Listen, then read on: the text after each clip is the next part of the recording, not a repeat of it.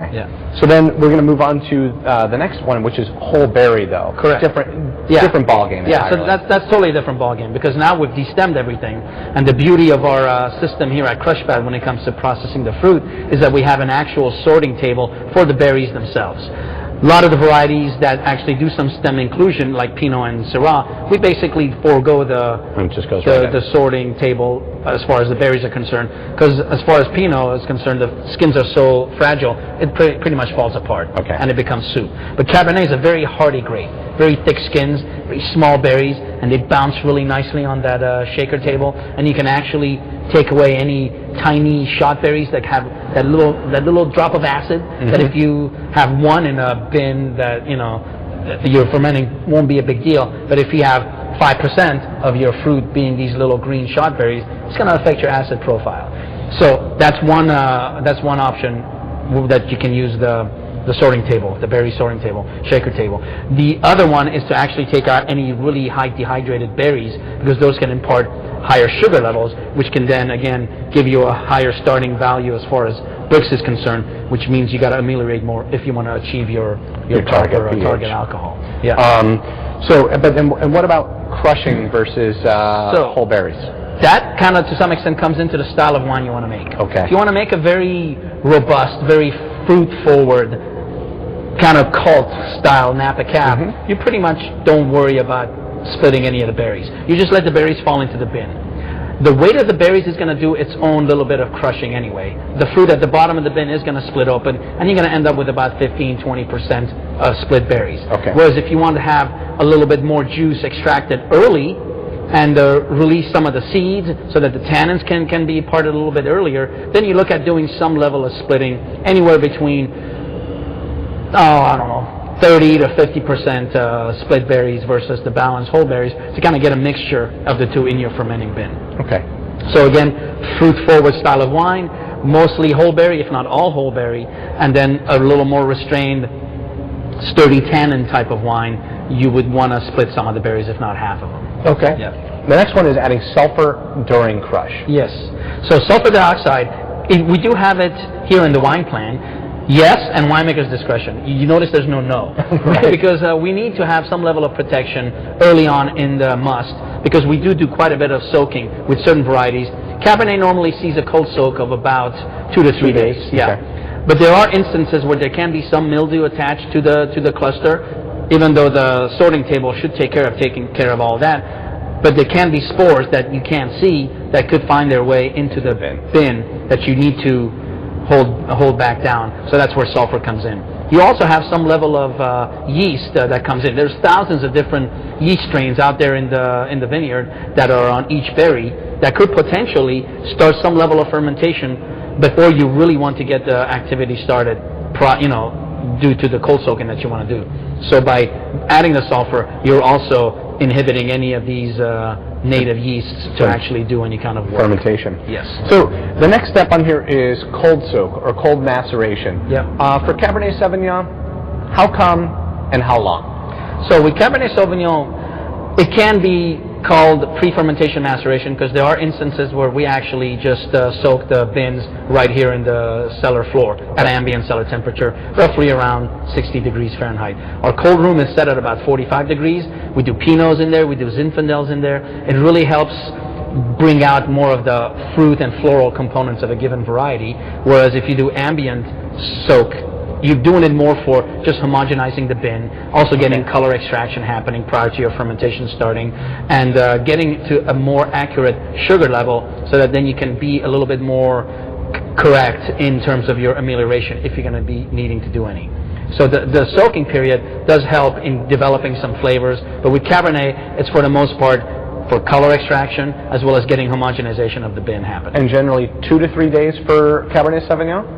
In general, I do have some clients that like to push the envelope. I've played around with 5, 7, even 10 days of maceration. You get some tremendous color, but you also run the risk of native fermentation starting up. And if you're not a fan of that, if you really want to hit your fermentation with a propagated yeast, then we may need to do that sooner than the length of time as far as the cold soak was originally established for.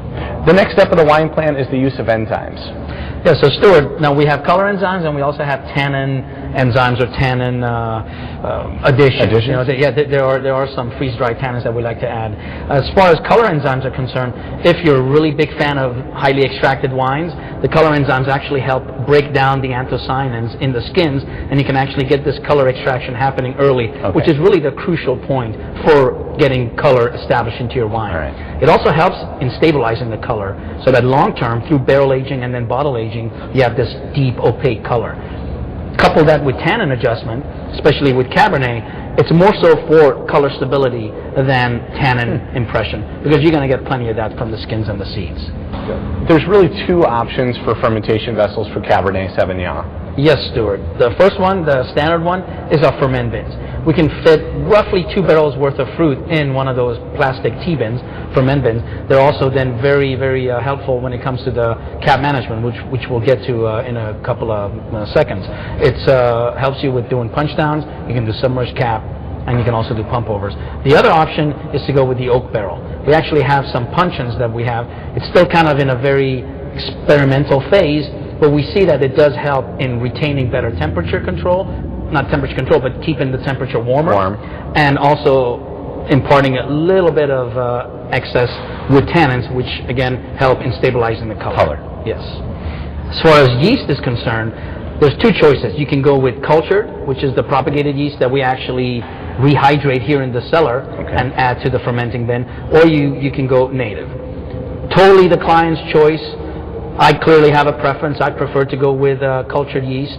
I like the fact that there are certain yeasts that are available to us that can actually take care of fermenting the wine all the way through, whereas there are non-interventionist type winemakers who like to express the site, like to express a fermentation in a very native way. You can't say really natural, because really the rehydrated yeasts are actually doing quite a natural thing as well. So it really is the term native that we use when it comes to using yeast that pretty much comes from the vineyard. Now you mentioned cap management. Yeah. One of the most important things in red winemaking, because that's where you're getting all of your color extraction, that's where you're getting your tannin extraction, your flavor development, that's all coming through with cap management. And it's all in that little 7 to 10 to 14-day window when fermentation is going on. Once fermentation is finished, once the activity has stopped, no more temperatures getting elevated due to fermentation, then if you've missed that window, you end up with a wine that you may not be that happy with. When would somebody want to go with a punch down versus a pump over, or a combination of the two? So a pump over in an open top bin like the tea bins that we have is not really that beneficial, because we don't really have sprinklers that can actually spread the wine all over the cap. Because the important thing about a cap management is to actually keep that cap moist. Because during fermentation, what happens is all the skins, a lot of the seeds actually float to the top due to the fact that there is carbon dioxide generated in fermentation. This forms this cap. And during the course of fermentation, with a punch down, we actually go and push the cap through, extracting color, getting the cap moist, extracting some flavors as well as some tannins. Early on in fermentation, you have a lot more color being extracted than tannin. But as your wine becomes more alcoholic, as you develop more ethanol in your wine, that actually solubilizes tannins better than when it's in a non-ethanol solution. So that's where it's important to not get too much tannin extraction happening.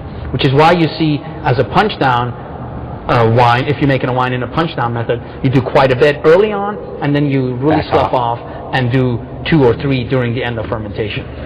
If you wanted to do a really high extracted, massively colored type of wine, in conjunction with the enzyme addition that you're doing, you would do a submerged cap, which means you would have a plate that pushes the cap all the way below the surface of the liquid, of the wine, and it's kept with brackets so that the cap doesn't come back, or the plate doesn't come back up.